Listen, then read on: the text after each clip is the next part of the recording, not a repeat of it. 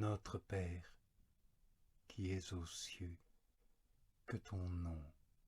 soit sanctifié. Quoique le nom de Père soit celui qui convient le mieux à toutes les demandes de la prière enseignée par le Sauveur, et qui donne le plus de confiance d'obtenir ce que nous demandons à Dieu, à cause que c'est par ce nom qu'il a voulu s'obliger à nous l'accorder, ce n'est pas néanmoins contrevenir à son ordre et à sa sainte volonté que d'y ajouter les autres, puisque, outre qu'ils lui appartiennent tous si justement, ils servent à exciter notre dévotion et à mettre comme de nouveaux bois pour accroître le feu qui brûle sur l'autel de notre cœur, et à fortifier notre foi, en considérant qu'il possède tant de titres si glorieux à sa majesté et si avantageux à notre bassesse. Afin donc que ce feu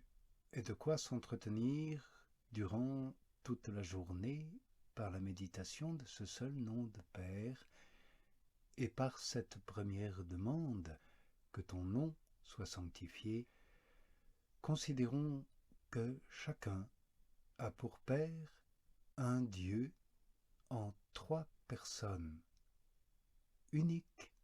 en essence, auteur de toutes les créatures,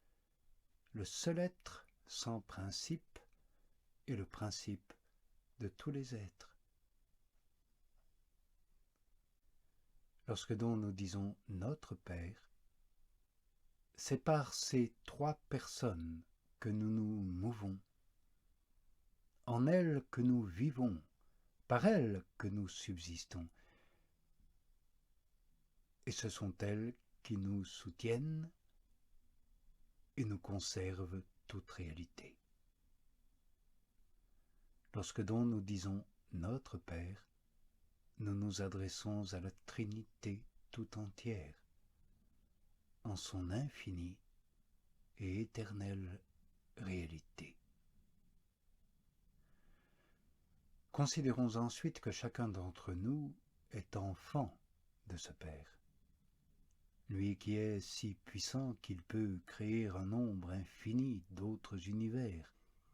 qui est si sage qu'il les pourrait gouverner comme il gouverne celui-ci, sans que sa providence manque à aucune créature, depuis le plus grand des séraphins jusqu'au plus petit ver de terre. Lui qui est si bienveillant qu'il ne cesse jamais de répandre sur elle les influences de sa bienveillance, selon les capacités de chacune à les recevoir, et quoiqu'aucune d'entre elles ne lui soit utile en quoi que ce soit.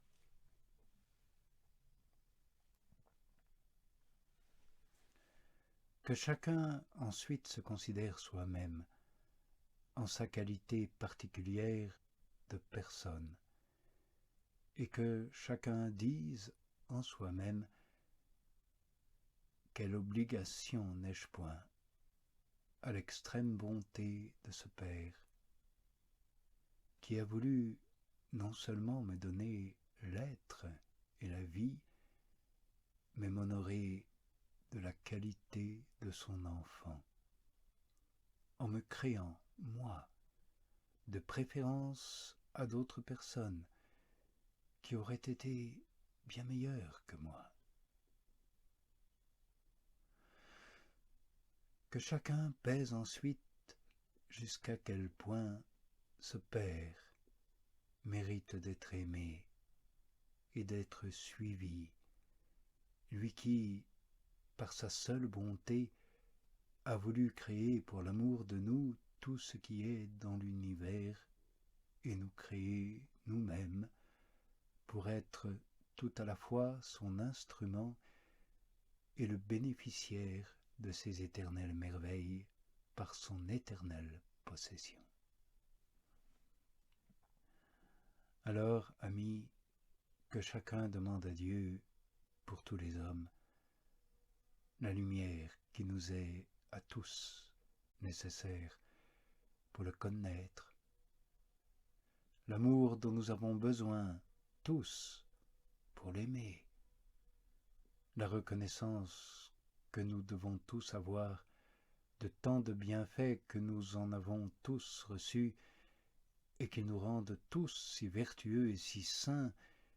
que l'on voit reluire en tous sa divine image. Et qu'ainsi le nom de Père que nous lui donnons soit sanctifié et glorifié sur la terre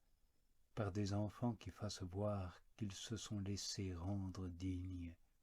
d'avoir pour Père ce Dieu éternel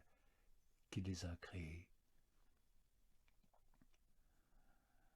Ne représentant ensuite le grand nombre des fautes des hommes dont nous sommes,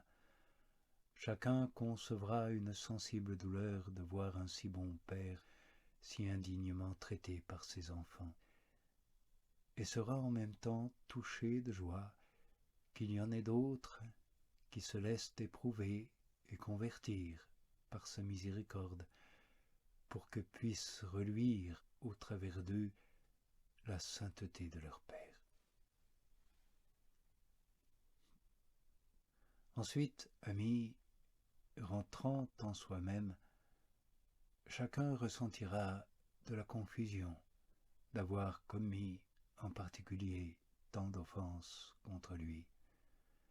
d'avoir si mal reconnu les extrêmes obligations que nous lui avons, et d'avoir porté si indignement le titre auguste d'enfant de Dieu qui devrait seul inspirer dans le cœur de tous les hommes une magnanimité vraiment royale et toute divine. La considération humble et confiante des sentiments et des inclinations paternelles qui se trouvent dans la Trinité sainte d'une manière infiniment plus parfaite et plus avantageuse pour nous que nos paternités humaines, doivent attendrir l'âme, nous donner une foi ferme et nouvelle, d'obtenir pardon pour nous et pour tous, et nous apprendre à ne mépriser personne, lorsque nous voyons que chacun a pour Père le Père de tous les hommes et de tous les anges.